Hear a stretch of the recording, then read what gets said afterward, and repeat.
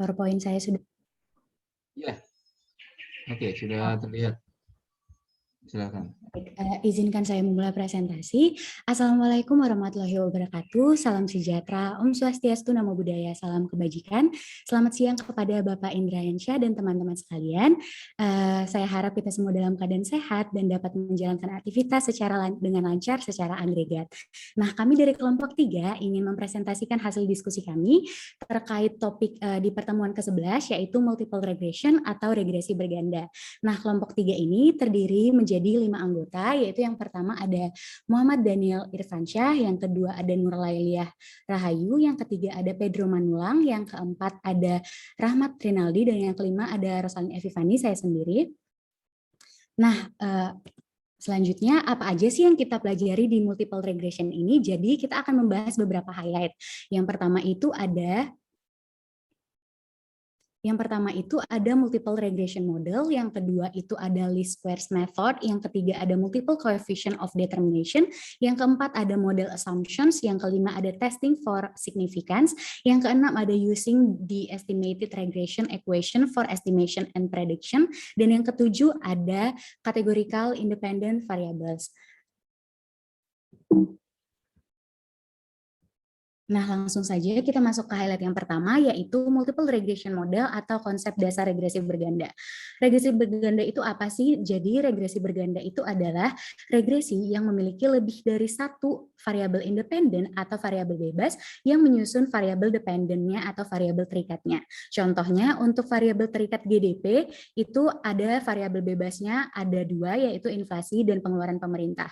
Bedanya untuk simple regression di minggu yang kemarin itu kita hanya membahas satu variabel bebas, tapi kalau misalnya di regresi berganda ini kita membahas lebih dari satu variabel bebas. Nah, di regresi berganda ini akan mempertimbangkan lebih banyak faktor dan dengan demikian memperoleh perkiraan yang lebih baik daripada yang mungkin dilakukan dengan regresi linear sederhana, yang artinya bahwa semakin banyak faktor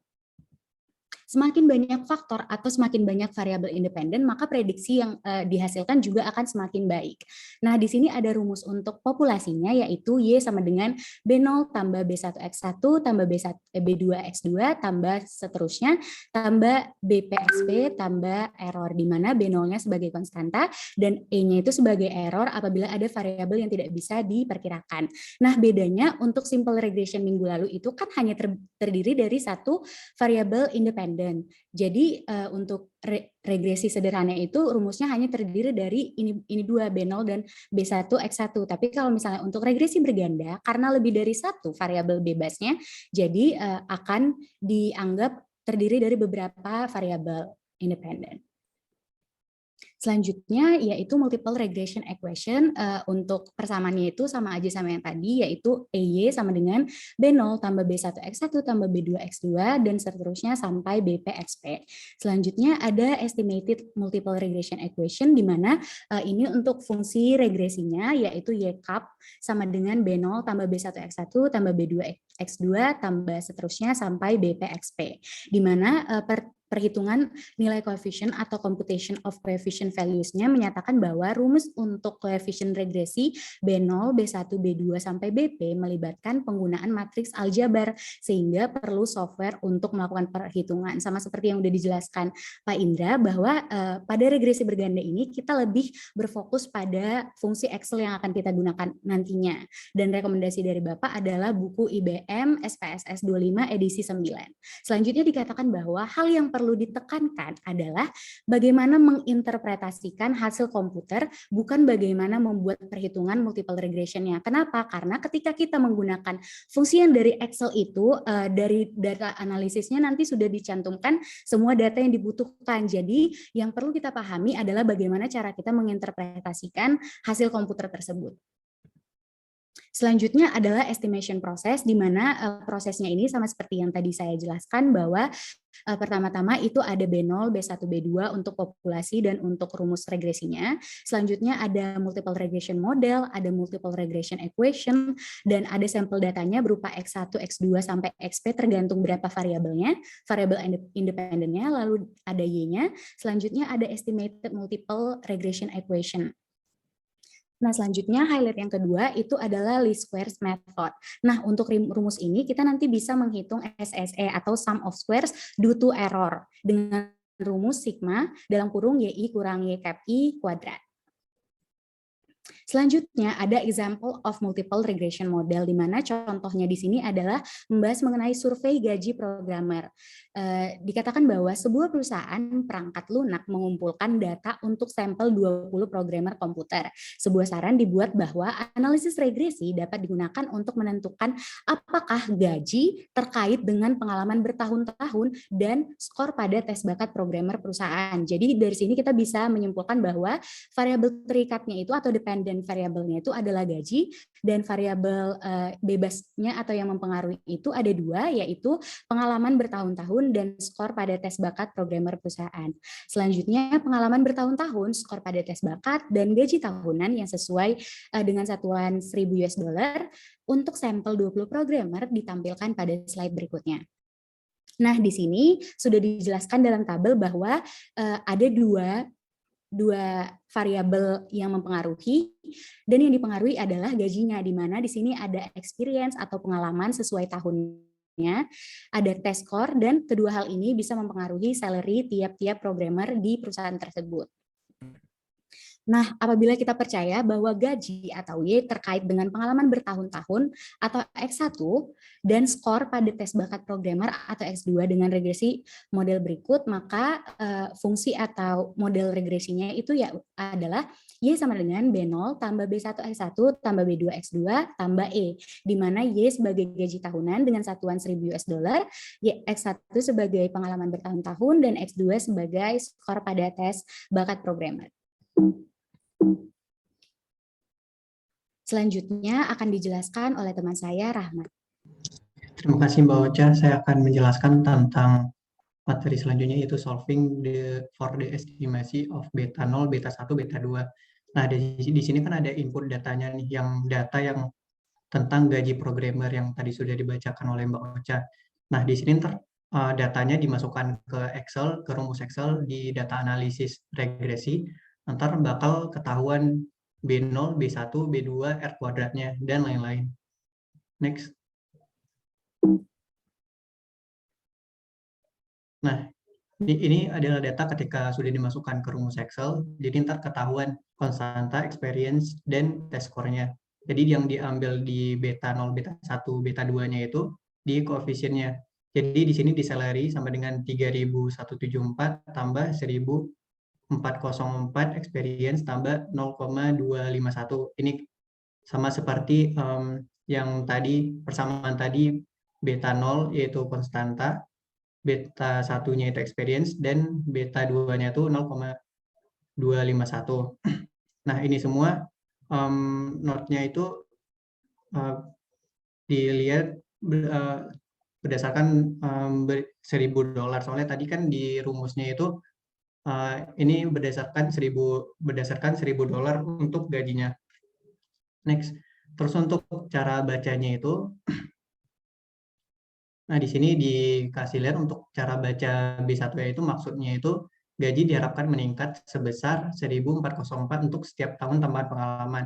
Terus untuk beta 2-nya 0,251 ini gaji diharapkan meningkat sebesar 251 untuk setiap poin tambahan yang dicetak pada tes bakat programmer. Nah, tapi ini cuma berlaku ketika variabelnya itu meningkat secara konstan. Next. Terus di sini saya akan menjelaskan tentang koefisien determinasi berganda. Ini hubungan antara SST, SSR, dan SSE. Nah, hubungannya itu sama saja seperti single regresi yang kemarin sudah kita pelajari.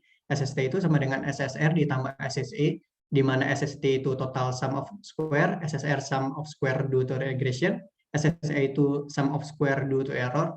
Nah, tapi perbedaan antara multiple dan single itu bisa dilihat di kotak kuning ini. Jadi SST itu sama, SSR itu lebih besar dari yang single, yang menyebabkan SSE-nya lebih kecil. Gimana dari data ini kita bisa melihat kalau misalnya multiple regression itu lebih baik digunakan dalam observasi data. Next. Nah, ini salah satu contoh untuk yang multiple regression.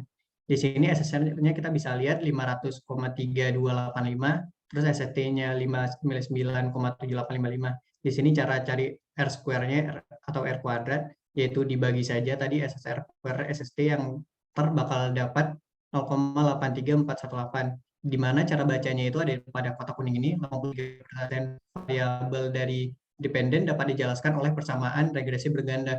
Jadi dapat disimpulkan kalau misalnya regresi berganda itu lebih tinggi persentase untuk menjelaskan suatu data dibanding yang regresi simple yang kemarin. Next. Terus yang ini tambahan untuk yang tadi, yaitu yang satu menambahkan variabel independen bahkan yang tidak signifikan secara statistik menyebabkan kesalahan prediksi menjadi lebih kecil. Tadi kan SSE-nya sudah dijelaskan lebih kecil. Untuk SSR-nya lebih tinggi. Terus yang keduanya karena SSR sama dengan SST kurang SSE, maka ketika SSE menjadi lebih kecil, SSR menjadi lebih besar seperti yang sudah saya jelaskan tadi, menyebabkan R square-nya atau R kuadratnya sama dengan SSR per SST meningkat. Terus 3, koefisien determinasi berganda yang disesuaikan mengkompensasi jumlah variabel independen dalam model. Next.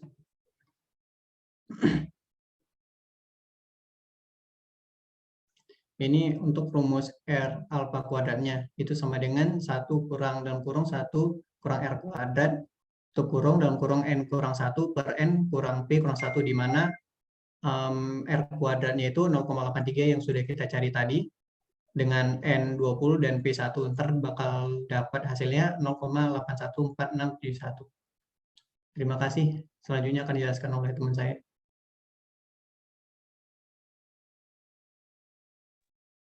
Baik, terima kasih Mas Rahmat. Selanjutnya asumsi tentang istilah kesalahan E. Kesalahan E variabel acak dengan rata-rata 0.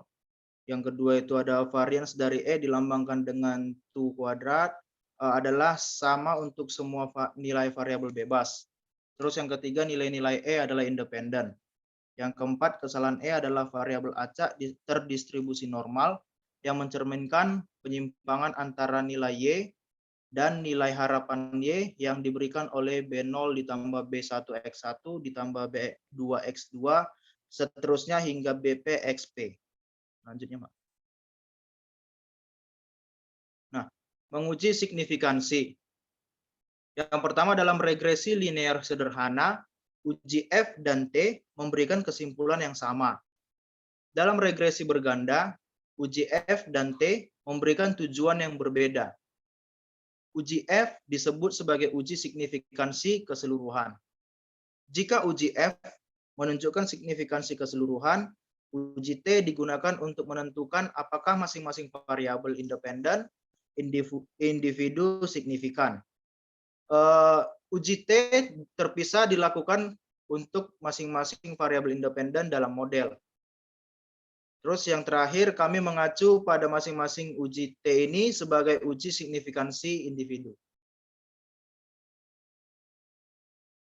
Pengujian signifikansi uji F. Hipotesis H0 sama dengan B1 sama dengan B2 sama dengan B3 hingga sampai BP sama dengan 0. HA-nya 1 atau lebih parameter tidak sama dengan 0. Uji statistiknya F sama dengan MSR per MSE. Aturan penolakannya menolak H0 jika nilai P lebih besar sama dengan alfa atau jika nilai P lebih kecil sama dengan alfa atau jika F lebih besar sama dengan F alfa. Di mana F alfa didasarkan pada distribusi F dengan P derajat kebebasan yang dalam pembilang dan N dikurang P dikurang 1 derajat kebebasan dalam penyebut. Uji F untuk signifikansi keseluruhan. Hipotesisnya H0 sama dengan B1 sama dengan B2 sama dengan 0. HA-nya salah satu atau lebih parameter tidak sama dengan 0.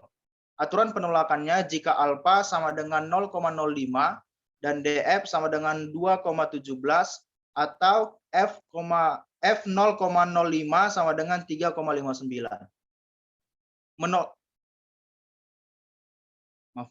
Menolak H0 jika nilai P lebih kecil sama dengan 0,05 atau F lebih besar sama dengan 3,59. Uji F atau untuk signifikansi keseluruhan dapat dilihat pada tabel analisis keseluruhan varians. Nah, yang di kotak hitam itu nilai P yang digunakan untuk menguji signifikansi keseluruhan. Lanjutnya. Uji F untuk signifikansi keseluruhan.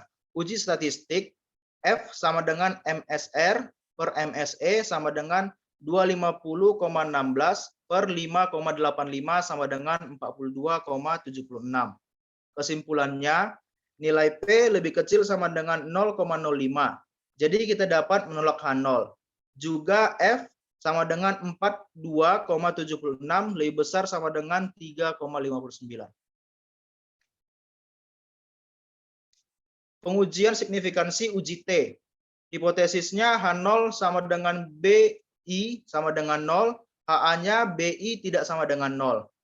Uji statistiknya T sama dengan BI per SBI, dan aturan penolakannya menolak H0 jika nilai P lebih kecil sama dengan alfa, atau jika T lebih kecil min T alfa per 2, atau jika T lebih besar sama dengan T alfa per 2, di mana T alfa per 2 didasarkan pada distribusi T dengan N dikurang P dikurang 1 derajat kebebasan.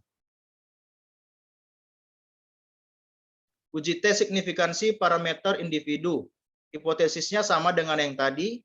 Aturan penolakannya untuk alfa sama dengan 0,05 dan DF sama dengan 17, atau T 0,025 sama dengan 2,11.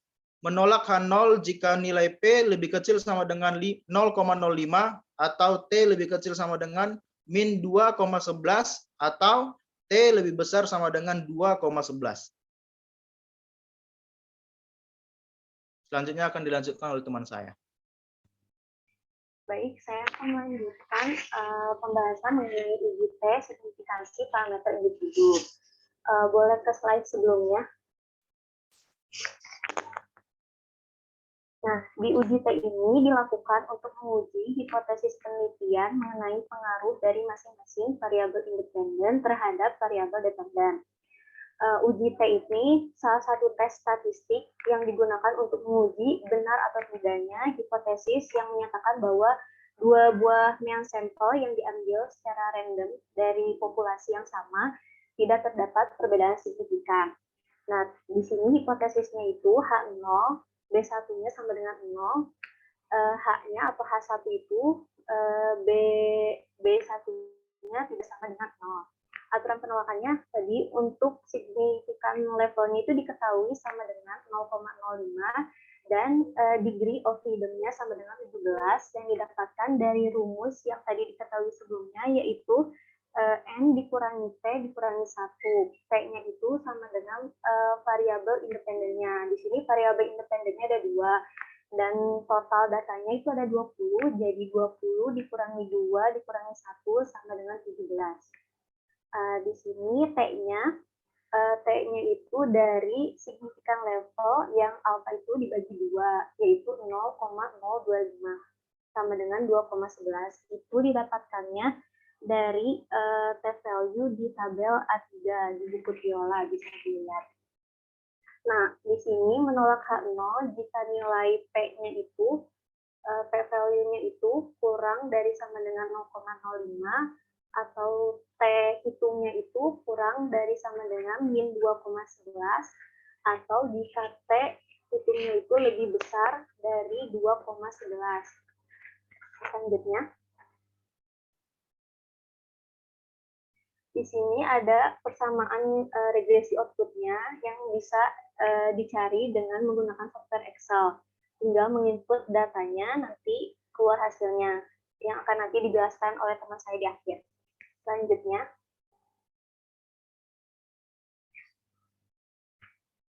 nah di sini itu uji T-nya itu menggunakan prediktor yang tadi variabel independennya adalah experience atau pengalaman kerja selama bertahun-tahun dan test score-nya. Jadi didapatkan koefisien, standar error, tes statistik, dan p-value-nya. Selanjutnya, Untuk rumus uji statistiknya yaitu T sama dengan B1 per SB1. B1-nya itu adalah koefisien dari hubungan si variabel independennya. Yang B1 itu jadi variabel experience atau yang pengalaman kerja. Terus SB1-nya itu standar error yang berhubungan dengan variabel independennya yaitu yang experience. Bisa dilihat dari output sebelumnya yaitu nilainya ya tinggal dimasukkan. Terus yang TB2 itu ini menggunakan data yang test score, tinggal dimasukkan. Hasilnya itu yang TB1 per SB1 yaitu 7,07 dan yang TB2 per SB2 yaitu 3,24. Kesimpulannya itu menolak H0. H0B1 sama dengan 0 dan H0B2 sama dengan 0. Karena si p-value-nya itu kurang dari sama dengan signifikan level, di mana p-value-nya bisa dilihat dari slide sebelumnya. Boleh dilihat. Nah, di sini p-value-nya itu sama dengan 0,00478, itu lebih kecil daripada signifikan levelnya 0,05. Terus si T-nya itu tadi di slide selanjutnya. T hitungnya itu didapatkan 7,07 untuk H0B1. Ini tuh lebih besar daripada 2,11 yang tadi didapatkan dari tabel A3 di buku Triola ya untuk mencarinya. Terus yang TB2 per SB2 ini 3,24 itu lebih besar daripada 2,11. Ya. Nah, kesimpulannya itu berarti kedua variabel independen ini, experience dan test score-nya itu memiliki pengaruh yang signifikan terhadap penentuan gaji. Jadi uji T ini kesimpulannya kalau misalnya H0-nya diterima, berarti nggak ada pengaruh antara variabel independen dan variabel dependen. Kalau misalnya H0-nya ditolak, berarti ada pengaruh antara variabel independen dan variabel dependen. Selanjutnya, uji signifikansi multikolinearitas. Uji multikolinearitas diperlukan untuk mengetahui ada tidaknya variabel independen yang memiliki kemiripan antara variabel independen dalam satu model regresi. Jika terdapat korelasi, maka dinyatakan bahwa model regresi mengalami masalah multikolinearitas. Jika antar variabel independen memiliki korelasi yang kuat, misalnya R-nya lebih dari 7, maka model regresi tidak akan bisa dibuat. Jika persamaan regresi yang diestimasi akan digunakan hanya untuk tujuan prediksi. Multikolinearitas biasanya bukan masalah yang serius. Setiap upaya harus dilakukan untuk menghindari masukan variabel independen yang sangat berkorelasi. Jadi, di uji signifikansi multikolinearitas ini ada korelasi yang tinggi antara masing-masing variabel independen dalam sebuah model regresi. Biasanya itu terjadi karena sebagian besar itu variabel saling terikat. Selanjutnya, ini using the estimate regression equation for estimation and prediction. Jadi menggunakan persamaan regresi untuk mengestimasi dan memprediksi. Prosedur untuk memperkirakan predicted Y atau nilai prediksi rata-rata Y dan memprediksi nilai individual Y dalam regresi berganda mirip dengan prosedur dalam regresi sederhana.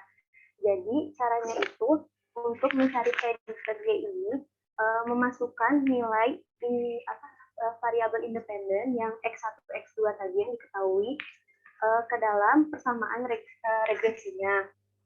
Nah, terus rumus yang diperlukan untuk mengembangkan perkiraan interval untuk nilai rata-rata Y dan untuk nilai individual berada di luar cakupan buku teks. Paket perangkat lunak untuk regresi berganda akan sering memberikan perkiraan interval. Selanjutnya,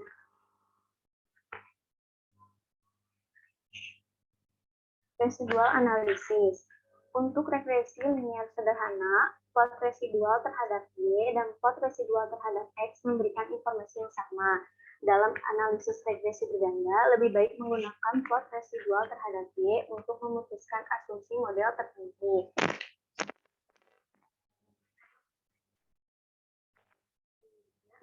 Standardized residual plot terhadap Y. Standardized residual atau data output residual sering digunakan. Ini tuh standardized residual itu untuk mencari outlier. Nah, ini tuh nilai standar yang misalnya diketahui ada outliernya, itu tuh range-nya tuh kurang dari min 2 atau lebih dari plus 2.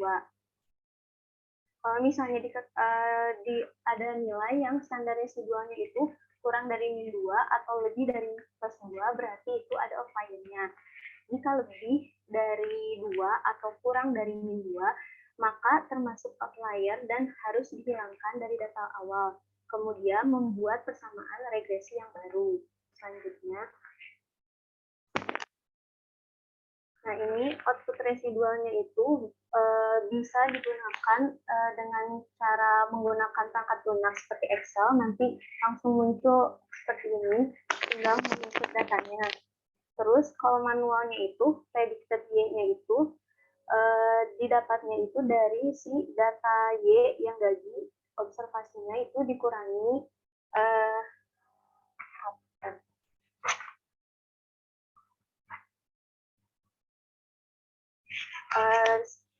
nah ini tuh residual yang predicted itu selisih nilai sesungguhnya dengan nilai prediksinya. Ya, lanjut. Nah ini tuh ada residual plotnya. Ini gambarnya itu biasanya titik-titiknya memang menjauh. Ini tuh mengetahui bahwa ada outlier. Selanjutnya akan dibahas oleh teman saya yaitu Dennis. Oke, baik. Terima kasih, Nur. Selanjutnya, saya akan menjelaskan tentang regresi berganda untuk variabel berganda kategori. Next, Cah. Nah, ini contoh soalnya. Itu ada ramah kerja dalam tahun, ada nilai tes, ada relevansi gelar, ada gaji. Nah, jadi yang yang lama kerja, nilai tes sama relevansi gelar itu merupakan X atau independent variable. Sedangkan gajinya itu adalah kita mau cari keterkaitannya dari lama kerja apakah mempengaruhi gaji, nilai tes dan relevansi gelar apakah mempengaruhi gaji. Nah, itu bisa dibuat nanti persamaannya Y-cup sama dengan B0 tambah B1X1 tambah B2X2 tambah B3X3. Lanjut ya. Terus nanti ini kita menggunakan Excel biar lebih gampang gitu. Nah, jadi nanti jawaban yang bisa kita dapatkan dari Excel. Nah, dari jawaban yang kita dapatkan dari Excel ada summary outputnya itu ada multiple R, ada R square yang telah dijelaskan oleh teman Rahmat tadi, ada adjusted R square, ada standard error, ada observation. Nah, ini ANOVA itu untuk mencari uji F. Nah, kalau uji F tadi sesuai yang dijelaskan oleh Pedro tadi kan kita itu kalau uji F itu menguji secara keseluruhan persamaan. Jadi kalau misalnya ini kan dapat nih F testnya itu 29,47 gitu. Nah, jadi dia tuh signifikan setnya itu apakah model regresi itu menggambarkan data atau tidak gitu. Jika P value-nya kalau misalnya jika P value itu lebih kecil atau sama dengan alpha, maka dia reject H0. Kalau misalnya dia P value-nya lebih dari alpha, maka dia fail to reject H0. Jadi kalau misalnya kita lihat dari sini, ini adalah nilai dari F-test-nya. Kemudian ini adalah nilai dari P value dari F-test-nya. Nah, kalau kita lihat di sini kan ini nilai 0,0009 itu kan lebih kecil dari alpha. Nah, maka dapat kita simpulkan ini merupakan reject H0 atau model regresi sesuai untuk menggambarkan data. Nah, kemudian untuk yang kedua itu yang bawah ini kita nguji t-test. Nah, dari t-test ini kan ini sesuai dengan jelaskan Pedro tadi, kalau misalnya uji t itu kita itu mau menguji satu persatu variabelnya untuk apakah mempengaruhi si gajinya tadi, mulai dari lama kerja, kan tadi ada 3 variabel independen ya, ada lama kerja, ada nilai tes sama relevansi gelar. Nah, ini yang nilai dari t-stat ini merupakan nilai-nilai dari uji t-nya. Sedangkan P value ini P value dari t-testnya gitu. Kemudian kalau misal intercept itu tadi yang konstan. Kan tadi ada persamaan Y-cup sama dengan B0 tambah B1X1 tambah B2X2 tambah B3X3. Nah, intercept ini merupakan B0-nya, dia konstan, tidak ada pengaruhnya gitu. Nah, terus kalau misalnya kita mau buat persamaan ke dalam Y sama dengan B0 tadi, kita buat persamaan dari koefisien ini. Jadi persamaannya nanti, jadi Y cup sama dengan 7,94484 itu ditambah 1,1476X ditambah 0,1969X ditambah 2,28X. Gitu. Nah, habis nanti dapat untuk P-value-nya. Nah, kalau misalnya kita lihat dari sini, nilai P-value-nya itu berarti kan untuk yang lama kerja itu dia lebih kecil dari alfanya. Alfanya kan 5%. Nah, berarti dia reject H0 atau bisa dibilang variabel lama kerja ini punya pengaruh signifikan terhadap gaji. Jadi lama kerja itu punya pengaruh yang signifikan terhadap perubahan gaji gitu.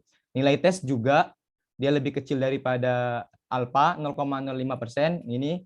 Nah, sedangkan yang relevansi gelar itu 0,2 atau lebih besar.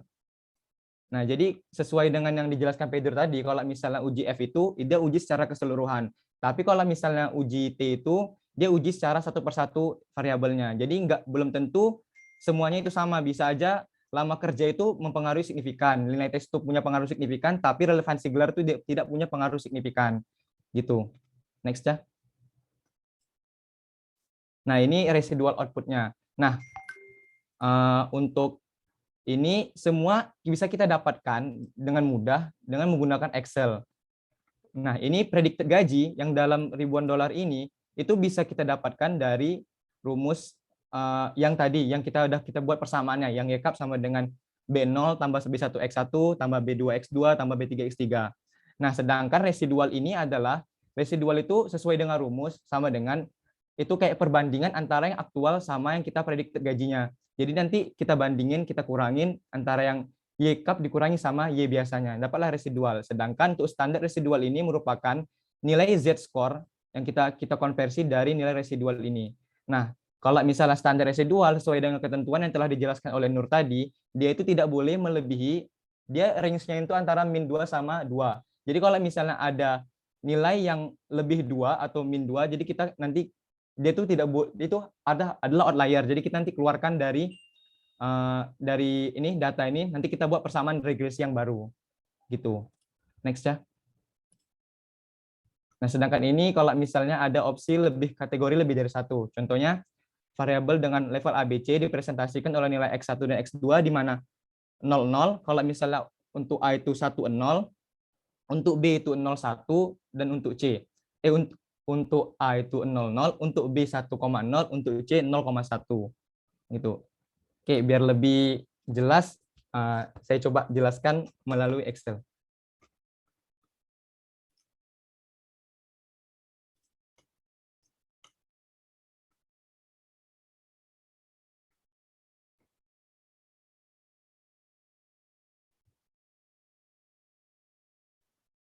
Apakah sudah terlihat?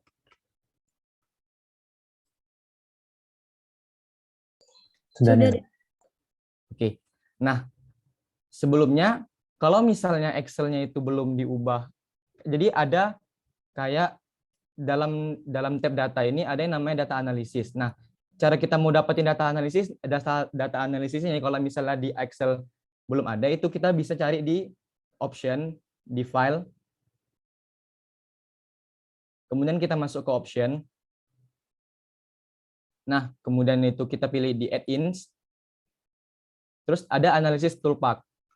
Nah, nanti diklik aja analisis toolpath-nya, kemudian nanti klik go. Habis nanti oke, nanti baru muncul tampilan data analisis pada tab data.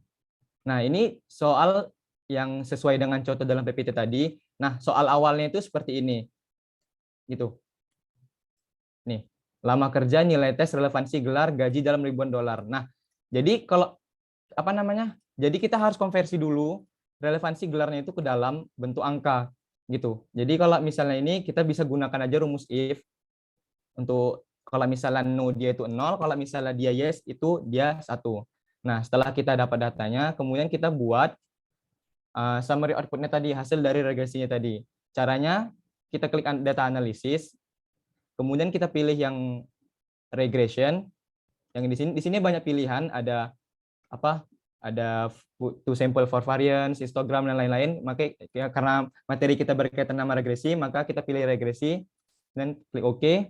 Untuk input Y range-nya, Y itu adalah dependent variable yang mau kita pengaruhi gitu. Jadi untuk dependent variable-nya itu adalah gaji, kita blok semua.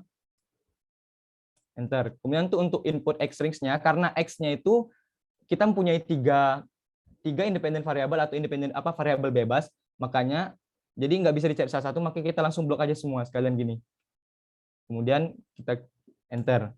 Nah, kita centang untuk labels. Nah, confidence levelnya ini tergantung. Kalau jika diketahui di soal itu confidence levelnya itu mungkin 99% atau 90%, kita bisa ubah di sini.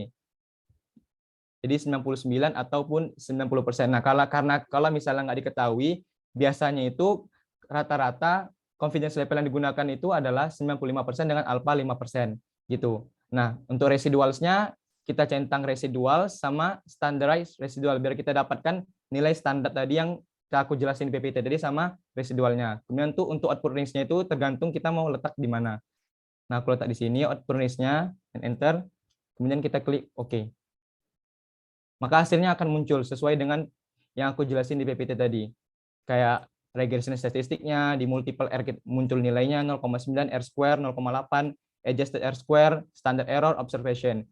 Nah, kemudian tuh ini ada nilai dari uji F, nilai p-value dari uji F, gitu. Nah, kalau misalnya tadi seperti ini, kan lebih mudah dan tidak memakan waktu dalam ujian. Gitu. Ini seperti ada nilai SS-nya, MS-nya, nilai uji F, kemudian tuh ada koefisien yang bisa kita jadikan sebagai sebuah persamaan, kayak Y cup sama dengan B0 itu intercept, B1-nya itu adalah lama kerja, B2 nilai tes, relevansi gelarnya, B3. Kemudian ada T uji T, ada P-value dari uji T, kemudian tuh ada residual output-nya. Nah, nih, oke. Sekian dari saya kembalikan ke moderator.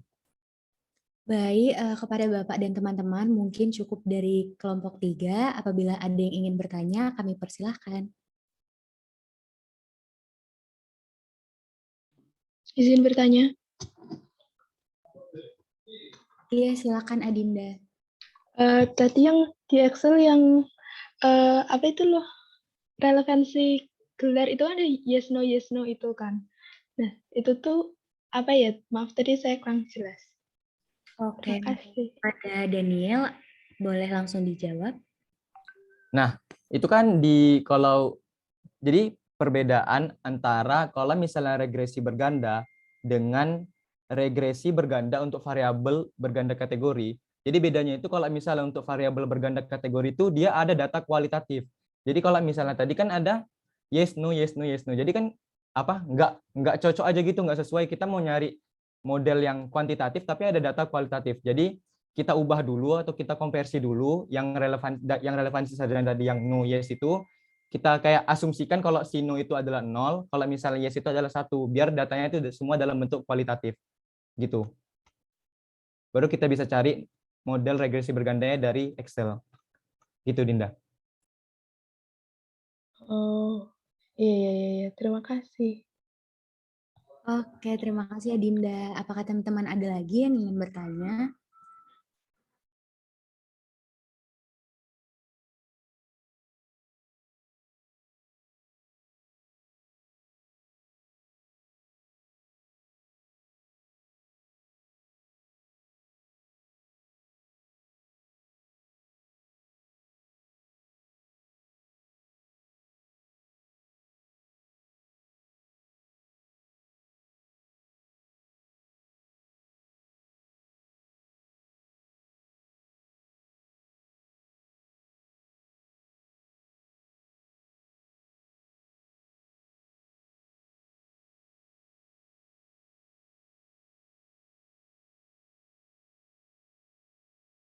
Oke, mungkin kepada Fauzan kami persilakan.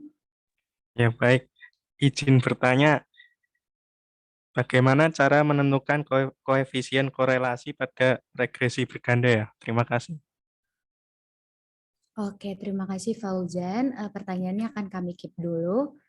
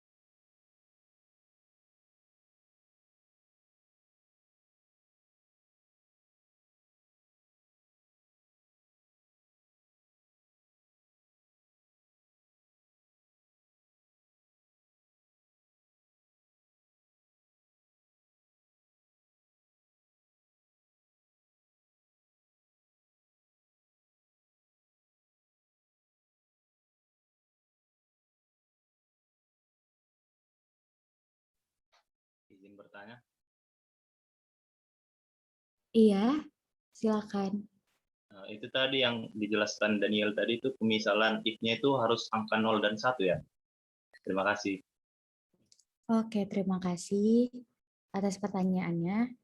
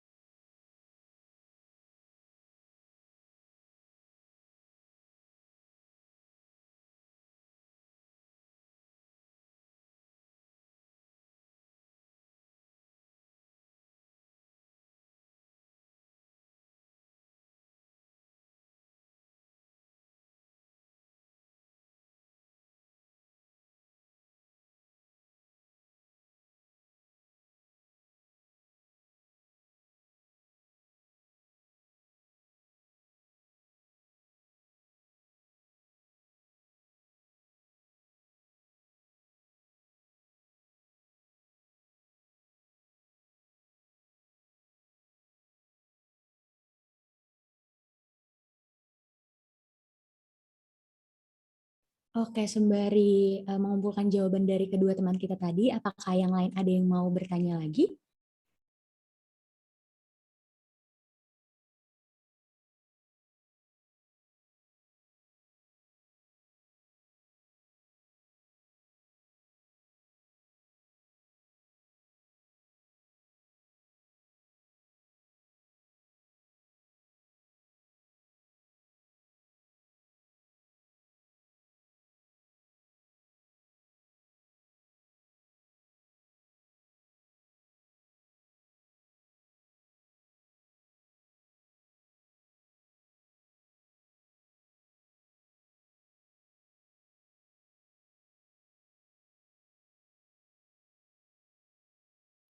Kepada teman-teman, kami berikan kesempatan untuk satu orang lagi yang ingin bertanya.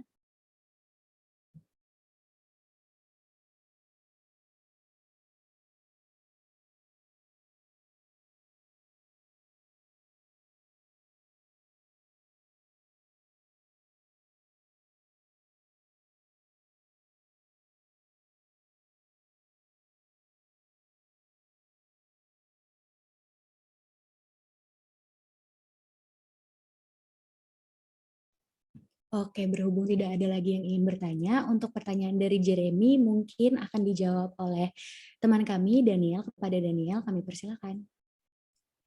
Oke, baik. Pertanyaan dari Jeremy tadi, kalau misalnya nggak 0 sama 1, apakah bisa? Izin share screen, Cak?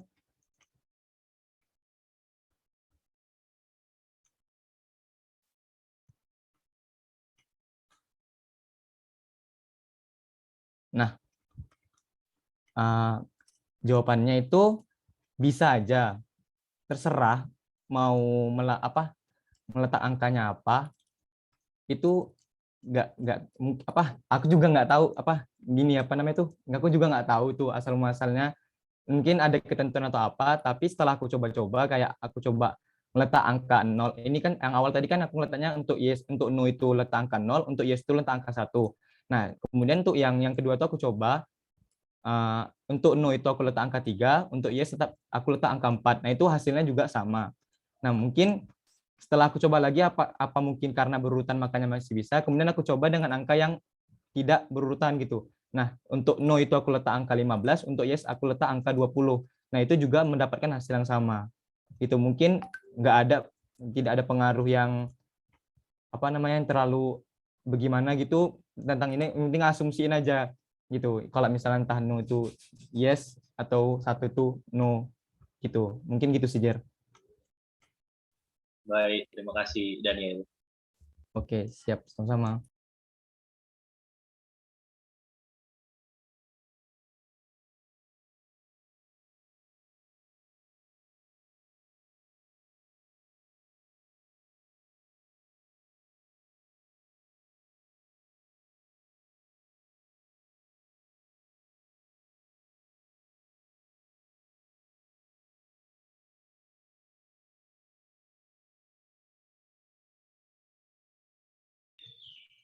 Ya, ada lagi yang bertanya? Masih ada yang belum terjawab pertanyaannya? Masih ada Pak, satu lagi. Silakan.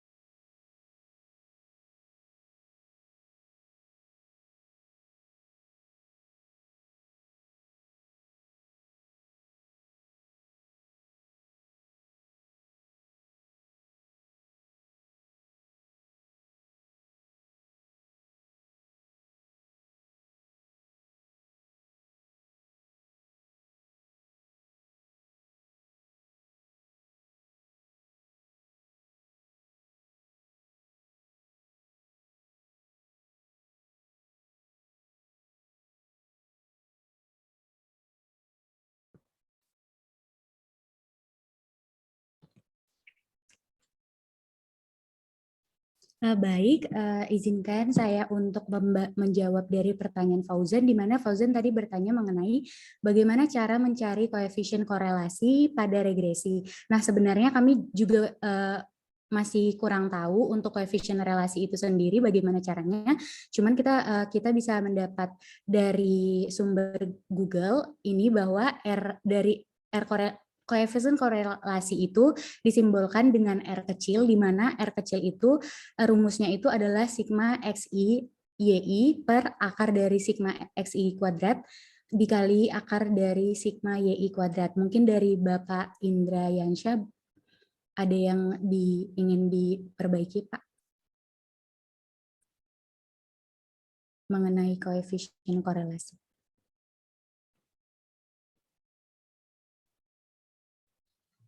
Ya, itu jadi menggunakan formula juga bisa. Jadi koefisien korelasi itu kan hubungan kan, ya, atau antara R12 tuh ya. R12 berarti antara X2 ya, dengan ini R12 ya. Antara Y dengan X2 gitu. Kemudian Y dengan X3. Jadi ini kan keterkaitan masing-masing ya. Ya. Kemudian kalau antara variabel X dan Y juga bisa diukur gitu. Tapi itu namanya kita harapkan justru angkanya kecil. Jadi perbedaannya R12, R13 dengan R23 itu, kalau R12 itu kita inginkan hubungannya besar. Ya, angkanya besar 90% ke atas gitu. Berarti kan si X2 itu mampu menjelaskan di dalam model itu terhadap besaran Y ya. Sebesar persentasenya gitu. Sedangkan kalau R23 itu justru kita inginkan kecil. Karena kalau dia saling berpengaruh di antara variabel independen, maka akan terjadi yang disebut multikolinier ya. Jadi kalau di bawah 0,7 malah kita mengharapkan itu untuk Y23 tadi, R23. Jadi antara variabel independen. Ya. Jadi itu untuk ya korelasi dan koefisien korelasi ya. Jadi yang diinterpretasikan sebetulnya kita pertama menentukan besaran betanya. Jadi kalau modelnya tadi Y sama dengan A plus BX 1 plus BX2 kan, beta 1 X1 ditambah beta 2 X2 gitu. Jadi langkah pertama kan kita mencari koefisiennya. Ya, koefisien beta 1 dengan beta 2-nya kan. Kemudian baru diinterpretasi. Itu dulu yang utama dulu di situ. Ya. Tadi contohnya berapa tadi? Contohnya itu tadi di slide awal kita ada tuh. Di slide awalnya tadi ada contoh. Kita lihat contohnya saja nih. Ya ini nih. Nah ini kan ada contoh. Kemudian dapat persamaannya kan, modelnya, model bergandanya. Angka beta 1-nya dengan beta 2 setelah dihitung. Kita ketemu. Nah ini. Nah ini kan. Jadi 1404 ya. Dan 0,251. Ya. Itu yang perlu diterjemahkan. Jadi menerjemahkannya seperti apa nih? Nah, ini kan gradien. Ini kalau di matematika kan gradien. Angka 1404 itu gradien, kemiringan. Jadi kan satu bagian, kalau satu bagian expert bertambah, satu bagian itu kita nggak ngerti, belum kita definisikan bagian itu bentuknya apa. Kalau expert berarti apa? Expert itu tahun ya? Iya misalnya berapa tahun? Berarti kalau bertambah satu bagian 1 tahun berarti. Penambahan 1 tahun di expert itu berpengaruh terhadap gaji. bertambah sebesar 1.404. Kita nggak tahu satuannya apa, rupiah apa. Ya. Dalam ribuan berarti sejuta misalnya. Ya tergantung ke soalnya lah. Yang penting kan mampu menginterpretasinya. Jadi satu bagian ekspor itu 1 jam barangkali ukurannya, karena ukuran kan macam-macam. Kemudian skor itu pakai apa misalnya? Jadi di dalam contoh pakai apa? Angka apa? Tes, nah, angka tes. Ya, berarti dari angka 0 sampai 100 kan. Berarti penambahan 1 angka. Jadi nambah 1 angka itu, 1 skor itu bertambah 1 angka, berarti gajinya bertambah sebesar 0,251. Kita nggak tahu satuannya apa, rupiah apa dalam ribuan. Sehingga kalau dalam ribuan kan tinggal 250.000 berarti kan. Jadi kalau skornya bertambah 1 berarti selisihnya sekitar 200 ribuan misalnya itu. Nah yang penting itu yang bisa Anda interpretasi dulu di langkah awal. Oke, itu saya kira itu. Nanti nyambung ke koefisien yang lainnya. Koefisien korelasinya, atau ada juga koefisien determinasi. Gitu. Itu bisa dilihat di buku teks, di searching lebih dalam ya. Ya, kemudian yang lebih utama lagi, tadi yang lebih utama lagi, variabel independen itu signifikan nggak berpengaruh. Kalau kita anggap dia mempunyai pengaruh, ya kan, signifikan nggak? Kan tadi sudah dijawab. Kalau signifikansi pakai apa lihat tadi? Pakai metode apa? Kalau variabel pakai metode T, Pak, uji T. Uji T. Ya. Ya, pakai apa? Pakai alfa apa pakai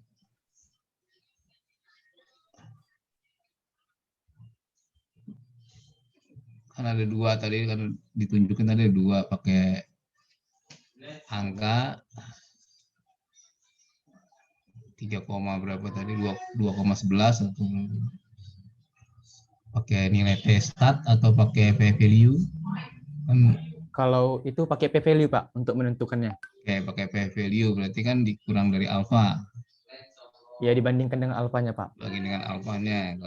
Kalau P value-nya kurang dari alfa kan berarti signifikan. Iya, Pak, benar. Reject H0. Ya, reject H0. Signifikan berarti. Berarti dia mereject H0. H0 itu berarti kan betanya 0. Ya. Nah, kalau dia signifikan seperti itu. Kalau dia tidak signifikan, apa maknanya tuh?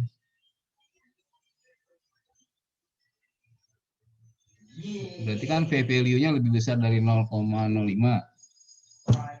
Ya kan? Tinggal dibalik saja, berarti apa? Kalau tidak signifikan hasilnya, berarti gagal menolak, Pak. Gagal menolak H0. Berarti apa?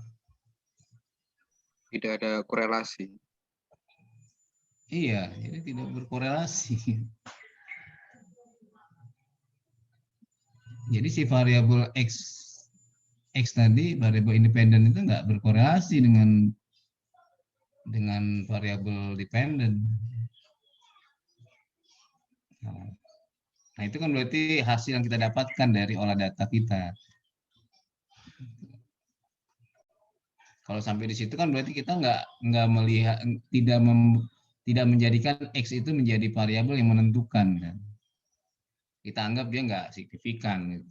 Jadi tidak lagi kita bicarakan lah gitu, dari hasil itu.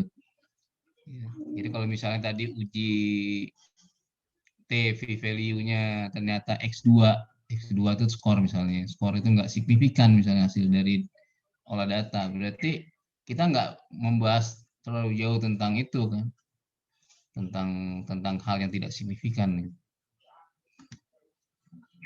Tapi kalau dia signifikan baru kita perlu ya, merekomendasikan barangkali ya, memberikan saran. Jadi itu titik ininya utamanya dari signifikan atau tidak signifikan.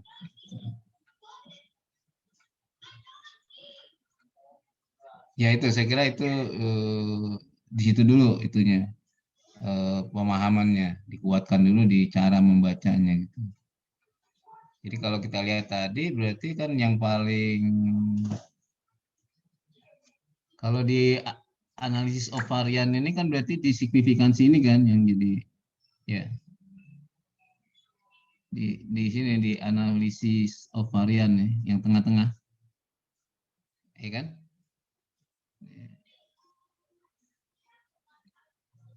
Berarti yang dilihat yang mana? Dari gambar yang tengah ini paling krusial dilihat yang mana? Angka mana? Yang ujung Pak, Paling signifikansinya. ujung, signifikansi F kan? Iya Pak. Ini kan menjelaskan seluruh variabel independen terhadap dependen secara keseluruhan. Ya, jadi seluruh variabel independen itu berpengaruh, dianggap berkorelasi terhadap variabel dependen. Ya. Kalau hasilnya tadi berapa 0,0, berarti ini signifikan. Itu signifikan. Berarti modelnya secara keseluruhan mampu menjelaskan. Atau hubungan antara variabel independen seluruhnya itu mampu menjelaskan terhadap Y di dalam model yang dibangun. Kira-kira itu membacanya. Kalau yang di bawah ini apa? T ya. Yang gua T ini satu-satu ya. X1 terhadap Y, X2 terhadap Y gitu. Supaya kita bisa tujuannya apa di sini? Tujuannya supaya kita bisa tahu mana yang signifikan, mana yang tidak. Ya kan? Kalau yang ini dua-duanya signifikan atau ada yang tidak signifikan? Ada yang tidak Pak. Ada yang tidak. Yang tidak yang dummy tadi kan? Iya, yang gelar. Yang dummy variabel yang kita bikin angka 0 dan 1 tadi. Iya. Bikin kriteria 0 dan 1. Berarti yang ini tidak signifikan. Jadi ini tidak kita bicarakan di dalam pembahasan kita. Jadi ini kita keluarkan dalam artian kita nggak bicara ini terlalu jauh. Yang kita bicarakan justru antara lama kerja dengan nilai tes. Kalau dilihat ini yang sangat signifikan kan yang lama kerja. Tapi dua-duanya signifikan. Ya. Nah, kalau lihat dari modelnya tadi angkanya kan koefisiennya. Nah, ini koefisiennya kan 1,147. Nah, berarti dia lebih besar kan dibanding si nilai tes kan. Ya kan? Pengaruhnya kan. Jadi kalau sama-sama berubah satu bagian itu lama kerja pengaruhnya terhadap gaji sebesar berapa nih? 1.000 1 koma nih. Ini hitungan desimal berarti 1 koma ya? Iya Pak, 1 koma tuh Pak. 1 koma. Ya kita nggak tahu karena satuannya barangkali juta, kita nggak ngerti apa ribu gitu. Jadi 1 koma. Sedangkan yang bawahnya nilai tes hanya 0,19. Berarti kan lebih besarnya lama kerja kan. Nah ini yang bisa kita rekomendasikan. Kira-kira gitu kalau kita mau membuat satu saran rekomendasi berarti ya dalam kondisi ini kita lebih percaya bahwa lama kerja itu ya, lebih besar berpengaruh berubahnya terhadap gaji relatif dibanding nilai tes. Gitu. Jadi kalau misalnya bikin pembobotan misalnya kepada manajemen sumber daya manusia, maka saran kita adalah nilai tes itu bobotnya lebih di bawah, lebih rendah. Jangan karena tesnya lebih tinggi gitu, kemudian akhirnya mempengaruhi kepada gaji lebih besar dibanding lama kerja. Itu maksudnya. Jadi orang yang kerjanya 10 tahun dengan yang baru kerjanya di bawah 5 tahun, Kalau diuji gitu nilai tesnya lebih tinggi yang di bawah 5 tahun, jangan gajinya dibuat lebih tinggi yang baru 5 tahun. Karena bobotnya lama kerja lebih tinggi, kelihatan dari pengaruhnya. Itu yang bisa kita buat satu rekomendasi dari hasil angka, ya, angka betanya. Nah, kalau misalnya ada yang menanyakan kenapa kalau menolak H0 kenapa nggak signifikan? Kalau tidak menolak H0 kenapa nggak signifikan?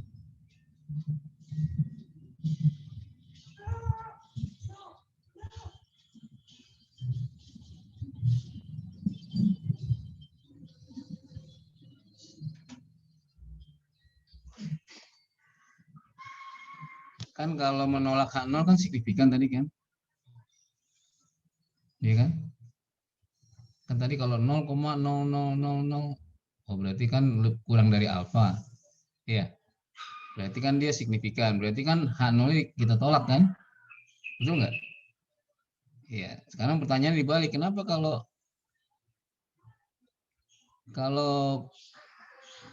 kita menolak H0, kalau kita tidak menolak H0, berarti kita menerima H0 dalam pengertian itu, atau gagal menolak H0, kenapa kita mengatakan itu dia tidak signifikan, tidak berpengaruh, tidak nyata?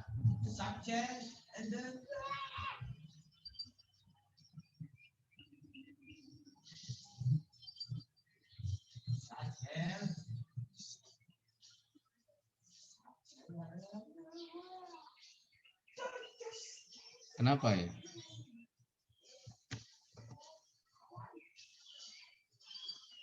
Nah, itu bisa dilihat di slide paling atas tadi.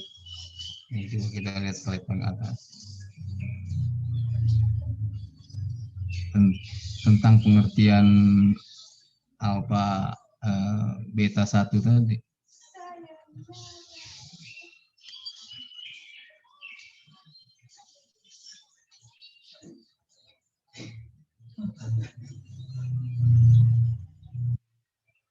Ke atas sedikit.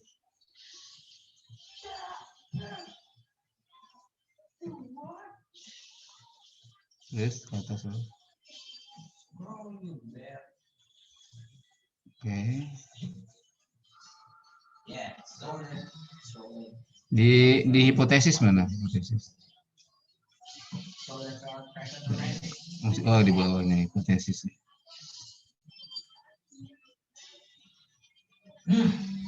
Nah ini ya. Nah ini kan. Ini kalau dia ini kan berarti H alternatif itu kan berarti betanya itu enggak 0.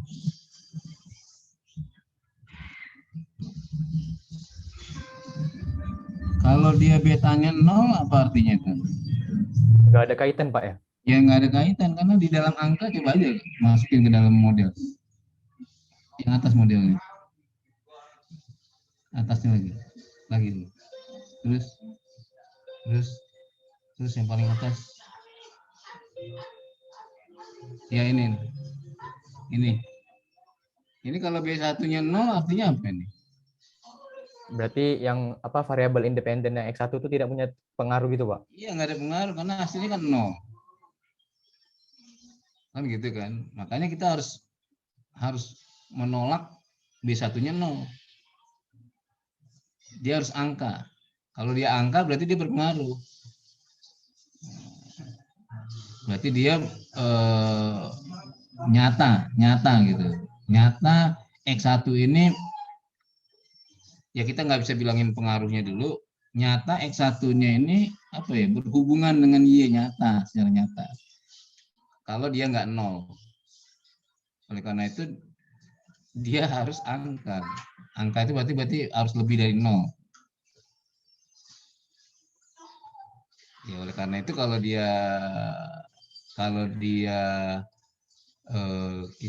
kita menerima H0 berarti X1 tidak berhubungan dengan Y. Karena dia 0, nggak ada berhubungan.